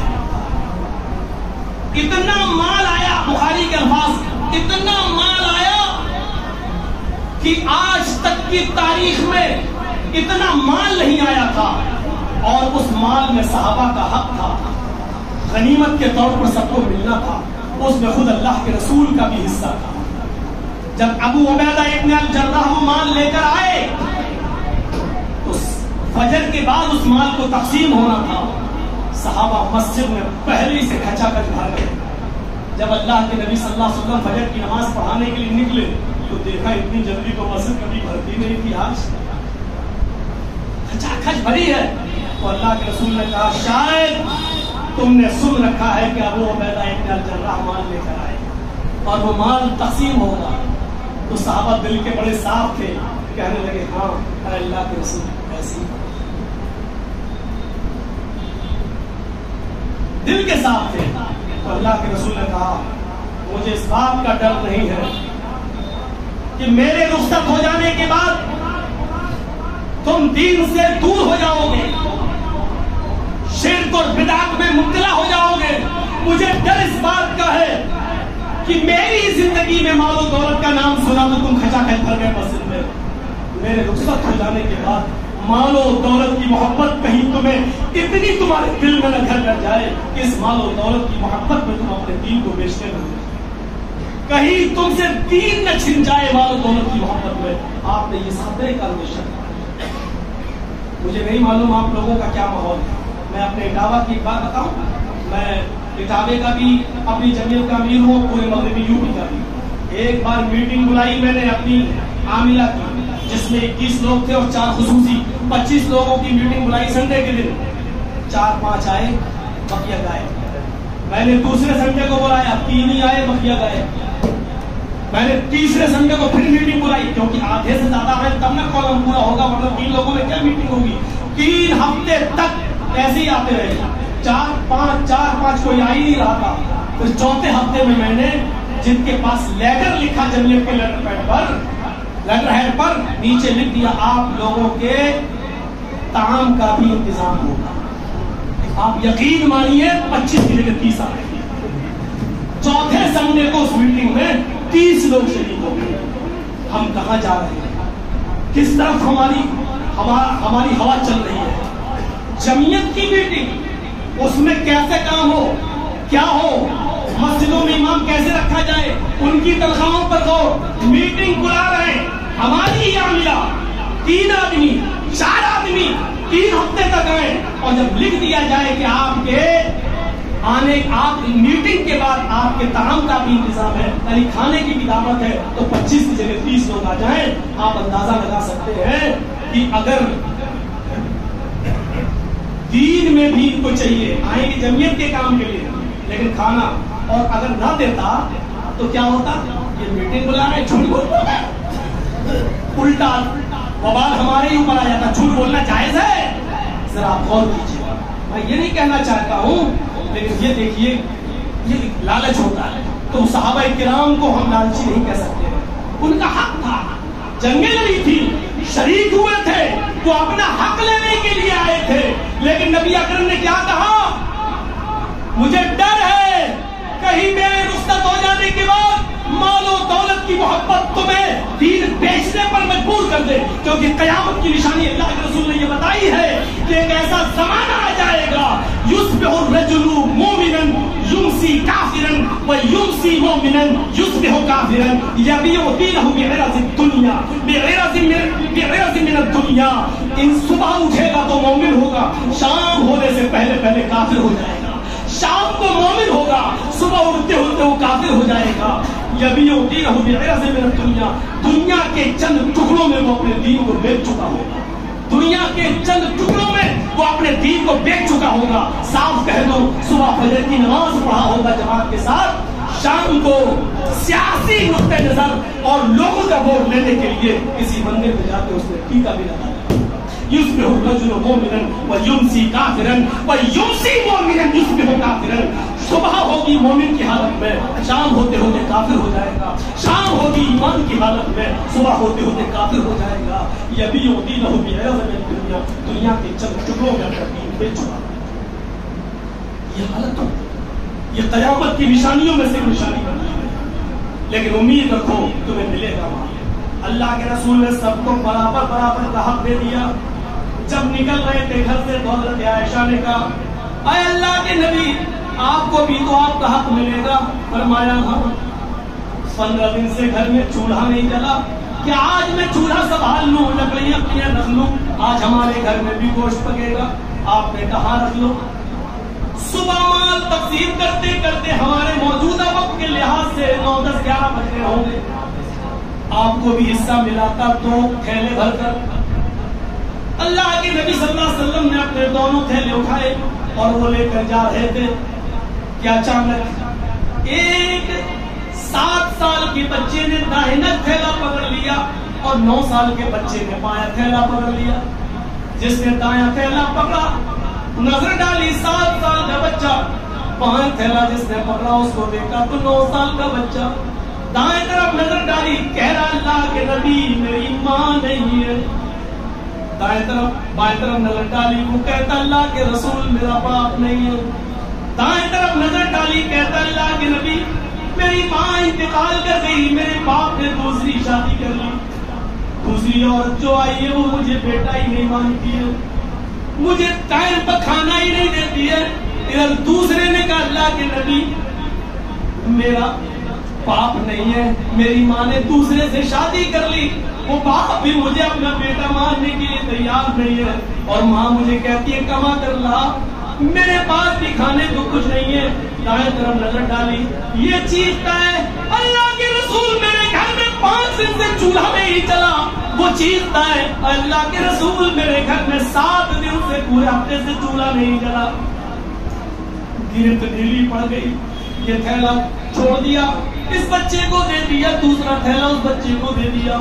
ٹکٹکی باندھے دیکھتے رہے، ٹکٹکی باندھے دیکھتے رہے اس منظر کو اللہ کے نبی صلی اللہ علیہ وسلم، اور اس وقت تک نظر دوڑاتے رہے جب تک کہ وہ بچے خود اللہ کے رسول کی آنکھوں سے غائب نہیں ہو گئے۔ اس کے بعد آپ اندر جاتے ہیں، دروازے کو دستک دیتے ہیں، دروازہ کھولا جاتا ہے۔ حضرت عائشہ نے دیکھا خالی ہاتھ گئے تھے، خالی ہاتھ، السلام علیکم کہہ کر اندر داخل ہوتے ہیں۔ عائشہ جواب دیتی ہے وعلیکم السلام، اے اللہ کے نبی آپ کا حق کیا ہوا؟ جواب دیا عائشہ 7 سال کا 9 سال کا بچہ، ایک کے باپ نہیں ایک کی ماں نہیں، ایک کے گھر میں 5 دن سے چولہا نہیں چلا، ایک کے گھر میں 7 دن سے چولہا نہیں چلا، میں نے ایک تھیلا اس بچے کو دے دیا، دوسرا اس کو دے دیا۔ کہا اللہ کے نبی میرے سرتاج میں نے کہاں منع کیا، آپ نے اچھا کام کیا، لیکن دونوں تھیلوں میں سے ایک ایک مٹھی 2-2 مٹھی نکالتے تھے تو آج میرے گھر میں بھی چولہا جل جاتا، 15 دن کے بعد آج میرے گھر میں بھی کھانا بن جاتا۔ فرمایا عائشہ میں نے سوچا چلو تھوڑا تھوڑا نکال لوں، لیکن ان بچوں کے چہروں کی معصومیت نے مجھے تھوڑا بھی نکالنا کا وعدہ نہیں کیا، آپ کی مرضی، لیکن نکال دیتے تو اچھا ہوتا۔ فرمایا عائشہ یتیمی کا درد میں نے دیکھا ہے تم نے نہیں. ان جملوں پر غور کرو. عائشہ یتیمی کا درد میں نے دیکھا تم نے نہیں. تمہاری تو ماں بھی زندہ ہے, تمہارے تو باپ بھی ابھی زندہ ہے. مجھ سے پوچھو یتیمی کیا ہوتی ہے. جب ماں کے پیٹ سے باہر آیا تو میں نے اپنے باپ کو نہیں دیکھا. میرا باپ میرے پیدا ہونے سے 2 مہینے پہلے ہی دنیا سے رخصت ہو گیا. میری ماں مجھے لے کر میرے نانا یا ماموں کے یہاں گئی تھی. جب لوٹ کر 6 سال کی میری عمر تھی, جب لوٹ کر میں واپس آ رہا تھا اپنی ماں کے ساتھ, تو میری ماں کہنے لگی تم بار بار پوچھتے ہو ابو کہاں ہے, آؤ میں تمہیں تمہارے ابو کی قبر دکھاتی ہوں. مقام ابوا پر لے کر گئی اور اشارے سے بتایا کہ تمہارے ابو اس قبر میں آرام کر رہے ہیں. بیٹے جب تم بڑے ہو جاؤ گے تب پوچھیں گے, تب وہ تمہیں دعا سلام کریں گے, تم سے ملیں گے. اتنا کہنا تھا کہ میری ماں اپنے شوہر کی جدائی میں ایسی تڑپی کہ اسی مقام ابوا پر باپ کی قبر دکھاتے دکھاتے اس کی روح بھی وہی نکل گئی. میں نے ابھی اپنے باپ کی قبر کو دیکھا بھی نہ تھا کہ ماں کی روح بھی اسی جگہ نکل جاتی ہے, اور میں نے 6 سال کی عمر میں اپنی ماں کو بھی کھو دیا. مجھے میرے دادا نے پالا, عبد المطلب نے, لیکن 2 سال پالنے کے بعد جب میں 8 سال کا ہوا تو میرے دادا بھی رخصت ہو گئے. عائشہ یتیمی کیسی ہوتی ہے مجھ سے زیادہ تم نہیں جانتی ہو. عائشہ یتیموں کا درد مجھ سے زیادہ کون سمجھتا ہے. عائشہ یتیمی میں نے دیکھی ہے تم نے نہیں. اس کے بعد ظہر کی نماز پڑھنے اللہ کے نبی جب مسجد میں گئے, ان یتیم بچوں کا خیال آپ کے ذہن میں تھا. ظہر کی نماز پڑھائی, بخاری کے الفاظ ہے, ظہر کی نماز پڑھانے کے بعد آپ نے فرمایا او لوگوں سنو, انا وکافل الیتیمی فی الجنت کہاتین, انا وکافل الیتیمی فی الجنت کہاتین. لوگوں میں اور یتیم کی پرورش کرنے والا, میں اور یتیم کو کھلانے پلانے والا, میں اور یتیم کے سر پر شفقت و محبت کا ہاتھ رکھنے والا اور اس کو پرورش کرنے والا جنت میں ایسے رہیں گے کہا جیسے یہ دونوں ملی ہوئی ہیں. یعنی یتیموں کی پرورش کرنے والا میرا پڑوس میں رہے گا, میرے پڑوسی بن کر رہے گا. اللہ تعالیٰ اس کو جنت میں میرا پڑوسی بنائے گا. انا وقاتل الیتیمی فی الجنت کہاتین.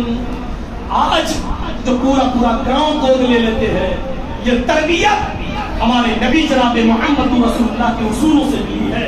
یہاں تک کہ یتیموں کا خیال اتنا رکھنے کا حکم دے دیا کہ جو یتیموں کا خیال رکھے گا اور پالے گا پوسے گا بڑا کرے گا تو اس کے لیے یہ حکم دے دیا انا وکافل الیتیم فی الجنہ. کہا بین جیسے یہ دونوں انگلی ملی ہوئی ہے ایسی میرا گھر اور اس یتیم کی پرورش کرنے والے کا گھر آپس میں ملا. کہاں ہے ہم؟ یہاں تو یتیموں کا مال پر بھی قبضہ کرنے کی ہم سوچتے ہیں. باپ تو مر گیا, ماں بھی مر گئی, مجبور ہے گھر بیچیں گے, مجبور ہے اپنی زمین اور اپنا پلاٹ بیچیں گے, کیوں نہ 2 لاکھ گھر 1 لاکھ میں لے لیں. مجبوری میں تو وہ دے گا ہی, پریشان ہے وہ دے گا ہی. یہاں یہ صورتحال ہے ہماری. ہم یتیموں کو بھی ان کا پورا حق نہیں دیتے. پالنا پوسنا تو چھوڑ دو, ان کی کام کر رہے تو ان کو بھی ان کا پورا حق نہیں دے رہے. ان کی محنت بھی پوری نہیں دے. اور کوئی چیز اگر وہ مجبوری میں بیچنا بھی چاہتے تو ہم ان کو بھی پورا حق نہیں دینا چاہتے. نہیں, مجبوری کا فائدہ اٹھا لو. ہمیں 2 لاکھ کی چیز 1.5 لاکھ میں مل جائے. یاد رکھنا اگر اس نے مجبوری میں بیچ بھی دی 2 لاکھ کی چیز 1 لاکھ میں, 10 لوگوں کی گواہی کی موجودگی میں آپ نے لے بھی لی, یہ 1 لاکھ کا جو آپ نے اس کو چونا لگایا ہے اگرچہ اس نے دیا خوشی خوشی, لیکن اللہ رب العالمین اس 1 کے بدلے 10 کہیں سے بھی تم سے وصول کریں. چاہے اس کے بدلے میں تمہیں یا تمہاری بیوی یا تمہاری اولاد کسی کو کینسر کی بیماری میں مبتلا کر سکتا ہے, کسی کے گردے کڈنی خراب کر سکتا ہے. اللہ کی لاٹھی میں آواز نہیں ہے. اگر تم کسی کو ستاؤ گے تو اس کے پاس بہت سے طریقے ہیں انتقام لینے کے. کسی کی مجبوری کا ناجائز فائدہ نہیں. اسلام کسی کی مجبوری کا ناجائز فائدہ اٹھانے کا حکم نہیں. سوچیے, ہم غور کریں کہاں ہے. ایک محفل ہے, اللہ کے نبی جناب محمد رسول اللہ اس محفل میں بیٹھے ہوئے, آپ نے پوچھا، ایسے ہی صحابہ بیٹھے ہیں، آپ نے ان تمام صحابہ سے پوچھا، بخاری کے الفاظ، من اطعم منکم اليوم صائما فقام ابو بکر فقال انا یا رسول اللہ. اللہ کے نبی صحابہ کے مجمع میں پوچھتے ہیں، تم میں سے آج کون روزے سے ہے؟ کس نے اس حال میں صبح کی ہے کہ وہ روزے سے ہو، نفلی روزہ؟ کون آج تم میں سے روزے سے ہے؟ حضرت ابو بکر صدیق اٹھتے اور کہتے کہ اللہ کے نبی میں. آپ نے کہا بیٹھ جاؤ. پھر آپ نے پوچھا، من اطعم منکم اليوم مسکینا، آج کسی مسکین کو کھانا کس نے کھلایا ہے؟ ابو بکر صدیق اٹھے اور کہنے لگے، اے اللہ کے نبی، میں روزے سے ہوں، میرے دوپہر کا کھانا رکھا ہوا تھا، میں روزے سے تھا، میں کھا نہیں سکتا تھا، اس لیے میں نے اپنے حصے کا کھانا ایک مسکین کو کھلا دیا. دیکھ رہے ہیں، دو نیکی ایک ساتھ جمع ہو گئے. پھر اللہ کے نبی صلی اللہ علیہ وسلم نے پوچھا، من عاد منکم اليوم مریضا، آج کسی مریض کی عیادت کرنے کے لیے کون گیا؟ کون ہے جس نے مریض کی عیادت کی، اس کو دیکھا، اس کو تسلی دی ہو؟ ابو بکر صدیق اٹھے اور کہنے لگے، اللہ کے رسول، یہ شرف بھی مجھے حاصل ہوا ہے، آج میرے علاقے میں میری بستی میں ایک مریض تھا، میں اس کو دیکھنے کے لیے بھی گیا ہوں، میں نے اس کو تسلی دی، اس کی تیمارداری کی، اس کی عیادت کی. اللہ کے نبی فرماتے ہیں، بیٹھ جاؤ. بخاری شریف کی حدیث کے الفاظ. پھر اللہ کے نبی صلی اللہ علیہ وسلم نے فرمایا، من تبع منکم اليوم جنازۃ، تم میں سے کون ہے جو آج کسی کے جنازے میں شرکت کیا ہو، اس کو اس کے گھر سے لے کر جنازے کی نماز پڑھانے سے لے کر غسل، کفن اور پھر قبر میں اتارنے تک، اس کے دفن تک میں اس کا ساتھ رہا ہو؟ ایسا کون ہے تم میں سے جو کسی کے جنازے میں شریک ہوا ہو، قبرستان تک جا کر اس کو مٹی بھی دی ہو؟ ابو بکر صدیق اٹھتے اور کہتے، اللہ کے نبی، یہ شرف بھی آج مجھے ملا ہے، ہمارے علاقے میں کا انتقال ہوا، میں نے ہی اس کو غسل دیا، میں نے ہی کفن پہنایا، کوئی اس علاقے میں ایسا نہیں تھا جو میرے سامنے کھڑا ہو جائے اور جنازہ پڑھائے. لوگوں نے مجھے کو آگے کر دیا کہ آپ یہ اللہ کے رسول کے سب سے قریبی صحابی ہیں. میں نے اس کی جنازے کی نماز بھی پڑھائی، پھر اس کی باڈی کو قبر میں اتارنے کے لیے لوگوں نے مجھے کو اتار دیا کہ آپ بھی اللہ کے نبی کے سب سے بزرگ قریبی ساتھی ہیں، آپ بھی اتریے. میں نے قبر میں بھی اس کو اتارا اور مٹی بھی دی، اس کے لیے دعائیں مغفرت کی فرمائی. میں جنازے میں شریک رہا. اللہ کے نبی کہتے ہیں، بیٹھ جاؤ. اس کے بعد کھڑے ہوئے اور فرمایا، جس کسی کے اندر یہ خوبیاں پائی جائے، جو نفلی روزہ رکھتا ہو اور جو مسکین کو کھانا بھی کھلاتا ہو، جو مریض کی عیادت بھی کرنے جاتا ہو اور جو اپنے مسلم بھائی کے جنازے میں بھی شریک ہوتا ہو، جس کے اندر یہ چاروں خوبیاں بیک وقت جمع ہو جائے، اللہ کے نبی فرماتے ہیں کہ ایسا آدمی جنتی ہے، ایسا آدمی جنتی ہے، ایسا شخص جنت میں داخل ہوگا، اس شخص کو جنت میں جانے سے کوئی چیز نہیں روک سکتی. یہ بھی جنت میں جانے کا ایک راستہ بتا. اولئک هم الوارثون الذین یرثون الفردوس، یہی لوگ جنت الفردوس کے وارث ہیں اور اس کے اندر ہمیشہ رہیں گے. یہی لوگ مالک ہیں، وارث ہیں، یہی لوگ ہمیشہ جنت کے اندر رہیں گے. میرے بھائیوں، غور کریں، ہم سوچیے تو کہاں ہے؟ ان چیزوں کو ہم معمولی سمجھتے ہیں، زیادہ نہیں. ایک کھجور دیا تھا حضرت عائشہ نے، بخاری پڑھی. جاتنی سائلہ، ایک مانگنے والی آئی، مارہا سبیان، اس کے ساتھ دو چھوٹے چھوٹے بچے تھے، بھوک سے بلبلا رہے تھے. عورت نے کہا، عائشہ، میرے بچوں نے کئی دنوں سے کھانا نہیں کھایا، گھر میں کچھ اور دے دو. امی عائشہ کہتی ہے کہ ایک کھجور میرے پاس تھا، کہیں سے آیا تھا، میں نے رکھ لیا کہ اللہ کے نبی آئیں گے، تھکے ہوئے ہوں گے، کھجور کھا کر پانی پی لیں گے. ہمارے گھر کی عورتیں تو اپنے جہیز کا سامان نہیں رکھ پاتی ہیں، اتنا تجربہ نہیں. امی عائشہ سے پوچھو کہ کھجور تھا، کہیں سے آیا تھا، اس کو بھی جناب محمد رسول اللہ کے لیے رکھ دیا کہ وہ آئیں گے. تھکے ہوئے ہوں گے، دعوت و تبلیغ کا فریضہ انجام دے کے آئیں گے، یہ کھلا دوں گی اور پانی پلا دوں گی، یہ شوہر کی محبت کا جذبہ۔ کہتی ہے کہ وہ کھجور میرے پاس رکھا تھا، میں گئی اور میں نے وہ کھجور اس عورت کو دے دیا کہ لے، اس کے علاوہ میرے پاس کوئی چیز نہیں ہے۔ یہ تو بخاری کے الفاظ ہیں، لیکن مسلم میں تھوڑا سا اضافہ ہے۔ مسلم کے الفاظ یہ کہ میرے پاس 3 کھجوریں تھیں، کہیں سے آئی تھی، میں نے ان تینوں کھجوروں کو اللہ کے نبی کے لیے رکھ دیا۔ میرے پاس وہ تینوں کھجوریں تھیں، میں نے لا کر اس عورت کو دے دیا۔ اب بخاری میں جو الفاظ ہے اس کو سنیے، میرے پاس 1 کھجور تھا، میں نے اس کو دے دیا۔ اس عورت نے اس کھجور کے 2 ٹکڑے کیے، آدھا اس بچے کو اور آدھا دوسرے بچے کو دے دیا۔ اس نے خود کچھ نہیں کھایا۔ یہ بخاری کے الفاظ ہیں۔ مسلم کے الفاظ یہ کہ میرے پاس 3 کھجوریں تھی، میں نے تینوں اس عورت کو دے دی۔ اس عورت نے 1 کھجور اپنے اس بچے کو اور دوسری کھجور دوسرے بچے کو دے دی اور تیسری کھجور اپنے کھانے کے لیے رکھ لی۔ بچوں نے اپنی اپنی کھجوریں کھا لی۔ ماں جیسی اپنی کھجور کھانے کے لیے چلی، وہ دونوں بچے ماں کی کھجور پر جھپٹ پڑے۔ ماں نے ہونٹوں تک لے جانے سے پہلے اس کھجور کو واپس کر لیا۔ اس نے اپنے دائیں بائیں بچوں کو دیکھا، ماں کی ممتا جوش میں آئی، خود بھوکی رہ گئی اور اس نے اپنے اس کھجور کے 2 ٹکڑے کر کے آدھا اس بچے کو اور آدھا اس بچے کو دے دیا۔ دونوں حدیثوں کو ملایا جائے تو بات یہ بنتی ہے کہ اس نے خود نہیں کھایا، چاہے 1 رہا ہو یا 3، اس نے اپنا کھجور بھی آدھا آدھا کر کے دونوں بچوں کو دے دیا، پانی پی پی اور چلی جاتی ہے۔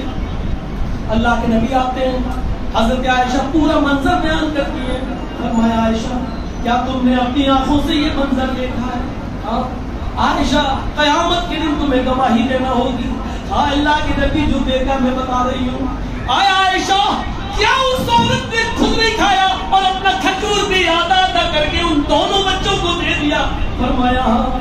فرمایا عائشہ جو عورت اپنے ان بچوں کی تعلیم و تربیت اور ان کی پرورش میں آزمائی گئی ہے، امتحان میں مبتلا کر دی گئی ہے، در بدر بھٹک بھٹک کر اپنے بچوں کو پرورش کر رہی ہے، اے عائشہ تم نہیں جانتی ہو اس عورت نے اپنے حصے کا کھجور چھوڑ کر آدھا آدھا ان دونوں بچوں کو دے کر کتنا بڑا نیک کام کیا۔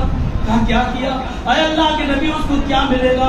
فرمایا وجبت علیہ الجنہ، وجبت علیہ الجنہ، اس عورت نے اپنے اوپر جنت واجب کر لی۔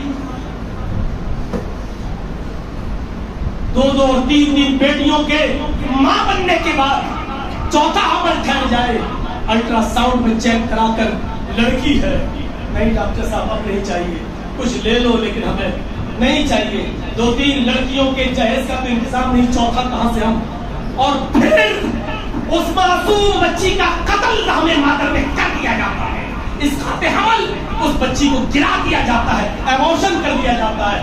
سن لو چاہے وہ 1 مہینے کا ہو، 2 مہینے کا بچہ، 3 مہینے کا، 4 مہینے کا، چاہے جتنے دن کا ہو، ماں کے پیٹ میں وجود پانے کے بعد اگر گرا دیا گیا، ایبورشن کرا دیا گیا، ایسے بچے کے بارے میں اللہ کے نبی نے فرمایا جا یوم القیامہ ومعلق بین ثدیہا، یہ بچہ قیامت کے دن اس حال میں آئے گا کہ اپنے ماں کی دونوں پستانوں سے لٹکا ہوا ہوگا، اپنے ماں کی دونوں پستانوں سے لٹکا ہوا ہوگا اور اپنے ماں کی پستانوں سے جو چیز بھی اس میں نکل رہی ہوگی چوس رہا ہوگا۔ وَيَقُولُ يَا رَبِّ هَذِهِ أُمِّي قَتَلَتْنِي، اور اللہ رب العالمین سے شکایت کر رہا ہوگا هَذِهِ أُمِّي قَتَلَتْنِي، اے اللہ یہ میری ماں ہے جس نے دنیا میں مجھے قتل کر ڈالا تھا، اللہ یہ میری ماں ہے جس نے دنیا میں مجھے مار ڈالا تھا، یعنی اے اللہ اس نے دنیا میں میرا خیال نہیں کیا، آج تو اس کا خیال نہ کر، اے اللہ میں اپنی اس ماں کو جنت میں کیوں لے جاؤں، اے اللہ تو میری اس ماں کو جہنم میں ڈال، جب یہ دنیا میں میری نہ ہوئی تو میں اس کا کیوں بنوں، میں اس کی نجات کیوں کراؤں، اللہ تو اس کو جہنم میں ڈالے۔ وہ بچہ اس عورت کو جس نے اپنے پیٹ سے اس بچے کا ایبورشن کرا کے گرا دیا، یہ بچہ اس کے لیے جہنم میں لے جانے کا سبب بن جائے گا، کہے گا اللہ اس بچے کو زبان دے گا، چیخے گا، بخاری کے الفاظ میں یقول کہے گا یا رب هذه أمي قتلتني، اللہ یہ میری ماں ہے جس نے دنیا میں مجھے مارا۔ ہماری اور آپ کی بیویوں میں سے کسی نے جرم کیا ہو تو توبہ کے دروازے کھولے ہیں، کر لو، اس کو رحم آ جائے تو شاید معاف بھی کرو، ورنہ جرم بہت بڑا ہے۔ اور سنو میرے بھائیو، عشاء کا وقت ہو گیا ہے، میں تو 1 گھنٹے سے زیادہ بولنے کا قائل نہیں تھا کہ چل نہیں بولیں گے، لیکن چلیے ایک اور سن لو۔ جس کا بچہ حالت سنی میں مر گیا، پیدا ہوتی ہے 1 مہینے 2 مہینے 1 سال 2 سال 3 سال میں مر جاتے ہیں، بہت سے بچے ہوتے ہیں، جس نے اپنے بچے کے انتقال پر صبر کیا، بہت سے ہوتے ہیں دوپٹہ پھاڑنے لگتی ہے، بال بکھیر لیتی ہیں، کھلونے نکال کے لاتی ہے، ان سے کون کھیلے گا، بابو چلا گیا، اور جو روتی اور پیٹتی وہ اس حدیث سے کوسوں دور ہے، اس وجہ سے جنہوں نے اپنے بچوں کے انتقال پر صبر کیا اور کہا انا للہ و انا الیہ راجعون، اللہ کی امانت سے اللہ نے دے دیا، صبر کیا۔ جانتے ہو اللہ کے نبی نے ان معصوم بچوں کے بارے میں کیا فرمایا؟ فرمایا صغارہم تعامیس الجنہ، جو چھوٹے چھوٹے بچے دنیا میں ہم جن کے چھین لیتے ہیں، ان کی روحیں جنت کے اندر بے روک و ٹوک ٹہلتی رہتی ہے، جہاں چاہتی اپنی مرضی کے مطابق گھومتی رہتی ہے۔ جب قیامت کا دن ہوگا، حساب و کتاب ہو رہا ہوگا، کچھ لوگوں کو جہنم میں ڈالنے کا حکم دے دیا جائے گا، فرشتے ان لوگوں کو جہنم میں لے جا رہے ہوں گے، اللہ کی طرف سے آواز آئے گی رک جاؤ، ان کے بچے جنت میں ہیں، چھوٹے چھوٹے بچے ہم نے ان کے چھینے تھے، ان بچوں کو ان کے بچوں سے ملوا دو، اس کے بعد جہنم میں پھینک دو۔ فرشتے ان کے چھوٹے چھوٹے بچوں کو لینے جائیں گے، جنت سے ان بچوں کو لایا جائے گا اور ان کو ان کے ماں باپ سے ملوایا جائے گا۔ تھوڑی دیر ملاقات کے بعد اللہ رب العالمین کی طرف سے حکم ہوگا، فرشتے کہیں گے چلو ملاقات کا وقت ختم ہو گیا، آئے بچوں تم کو جنت میں تم جاؤ اور ان کو جہنم میں پھینک دو۔ یہ سنتے ہی بخاری شریف کی حدیث ہے، یہ سنتے ہی فَيَأْخُذُ بِثَوْبِ نَاحِيَتِهِ، وہ بچے جو ہے اپنے ماں باپ کے کپڑے سے ان کے دامن سے لپٹ جائیں گے، اس کو پکڑ لیں گے، فَلَمْ يُفَارِقَهُ، پھر اپنے ماں باپ کے دامن کو نہیں چھوڑیں گے، نہیں چھوڑیں گے۔ فرشتے کہیں گے بس ٹائم ختم، وہ کہیں گے نہیں، پھر اللہ سے کہیں گے اللہ یہ تو بڑا عجیب انصاف ہے، دنیا میں بھی تو نے مجھ سے میرے ماں باپ کو الگ کر دیا اور آخرت میں بھی تو مجھ سے میرے ماں باپ کو مجھ سے الگ کر رہا ہے، اے اللہ جب آخرت میں چھیننا تھا تو دنیا میں تو نے مجھے میرے ماں باپ کا پیار سے کیوں محروم کیا؟ اے اللہ دنیا میں بھی مجھے میرے ماں باپ نہیں ملے اور آخرت میں بھی تو مجھے میرے ماں باپ سے محروم کر رہا ہے، اے اللہ ایسا کیوں؟ نہیں وہ اپنے ماں باپ کے دامن کو نہیں چھوڑیں گے، یہاں تک کہ اللہ رب العالمین پکار اٹھے گا، اس کی آواز آئے گی، بخاری شریف کی حدیث ہے، اتنے میں ایک ندا آئے گی، اے فرشتوں ان چھوٹے چھوٹے بچوں کے ماں باپ کو میں نے بخش دیا ہے، ان بچوں کی آرزو ان کی تمناؤں کو میں نے سن لیا ہے، ان بچوں سے کہو اپنے ماں باپ کی انگلیاں پکڑ کر اپنے ساتھ لے جاؤ اور ان کے ماں باپ کو بھی جنت کے اندر اپنے ماں باپ کو جنت میں لے جاؤ، داخل کر دو، جاؤ میں نے حکم دے دیا ہے، ان کے گناہوں کو بخش دیا ہے، معاف کر دیا ہے، لیکن یہ بخشش ان بچوں کی سفارش انہی ماں باپ کے حق میں ہوگی جنہوں نے اپنے اولاد کے انتقال پر صبر کیا ہوگا اور یہ کہا ہوگا کہ اللہ کی امانت تھی، اللہ نے لے لیا، اللہ انہی کو کے بچوں کو کی فرمائش کو سنے گا اور سفارش کو قبول کر کے ان کے ماں باپ کو جنت کے اندر داخل کرے گا۔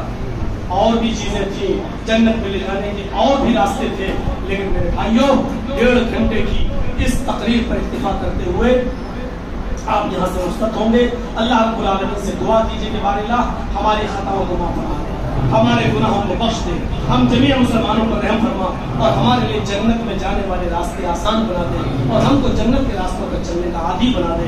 اللہ ہمارے لیے جنت کے دروازوں تک پہنچنے کے لیے جو رکاوٹیں بن رہی ہیں، جو چیزیں اللہ ان کو ہم سے دور فرما دے، اور اللہ جب تک تو ہمیں زندہ رکھ، اسلام میں زندہ رکھنا، اور جب ہمارا خاتمہ ہو تو ایمان پر ہمارا خاتمہ فرمانا۔ چلتے چلتے ایک بات اور کہہ دوں میرے بھائیوں، جنت میں جانے کے اسباب ڈھونڈے ہیں ہم نے اور آپ نے سنے، اب اتنے بیانات سننے کے بعد اور حدیثیں سننے کے بعد میں آپ کو اپنی طرف سے اس بات کی قطعی اجازت نہیں دیتا ہوں کہ آپ میرے یہاں سے رخصت ہونے کے بعد یا جب میں یہاں سے نکلوں تو آپ میری سیلفی لیں، آپ میرا فوٹو لیں، آپ کیمرے میں مجھے قید کریں. میں اس بات کی قطعی اجازت نہیں دیتا. شریعت کے اندر یہ چیز جائز نہیں ہے. ویڈیو بن گئی ہے، یوٹیوب پہ آ جائے گی، جو جس حد تک ہم اجازت دے سکتے ہیں وہ ٹھیک ہے. یہاں سے اب یوٹیوب پہ آئے گی تو لاکھوں لوگ سن لیں گے، اس سے فائدہ ہوگا. لیکن اپنے کیمروں میں قید کرنا اور تصویر لینا، فوٹو کھینچنا، اور وہ بھی اللہ کے گھر میں، جرأت ہماری دیکھیے. اور ہم سیلفی لیں، مسجد کا ادب و احترام. پہلی بات تو یہ سیلفی جائز ہے ہی نہیں، اور پھر ہم اس کو مسجد میں اور لیں، میں اس کی قطعی اجازت نہیں دیتا ہوں. اب اگر یہ سننے کے بعد بھی اگر کوئی دیتا ہے تو عذاب و ثواب کا ذمہ دار وہ خود ہوگا. میرے بھائیوں، ہم نے اپنی طرف سے منع کر دیا ہے. اللہ رب العالمین جب تک ہمیں زندہ رکھے، اسلام پہ زندہ رکھے، اور جب ہمارا خاتمہ ہو تو ایمان پر فرمائے. وما علینا الا البلاغ المبین.